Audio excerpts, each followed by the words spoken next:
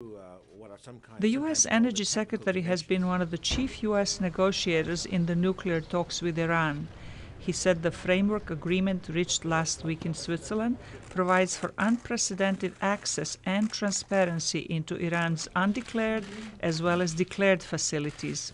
There will be insight, eyes and ears, eyes mainly, maybe some ears, on the full supply chain. It's unprecedented, going back to the Iranian mines all the way through to the final facilities. Under the deal, Iran would have to provide a 25-year insight into the early part of its nuclear supply chain. Overall, it is a forever agreement with different stages, said Moniz.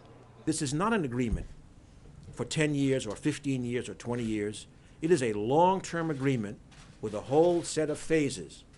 And if Iran earns over this time period trust and confidence in their peaceful objectives, well, then over time, the constraints will, in phases, ease up, but never get lower than the additional protocol and all of the access that it provides.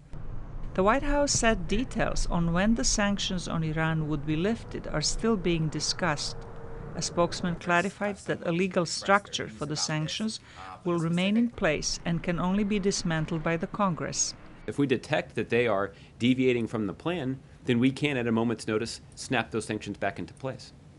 Some Republicans in Congress are proposing legislation that would give the Senate 60 days to vote for or against a final deal. The White House spokesman said these moves are made by lawmakers who do not want any agreement with Iran. They're not saying this out of some sort of effort to protect their institutional authority in Washington, D.C. They're saying it because they want to kill the deal. That's their goal. The White House says the president has acted within his authority to negotiate an international deal, and that it will be up to Congress to vote on any legislation that may be linked to it.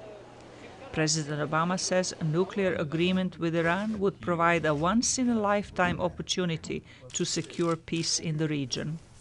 Zlatica Hoke, VOA News, Washington.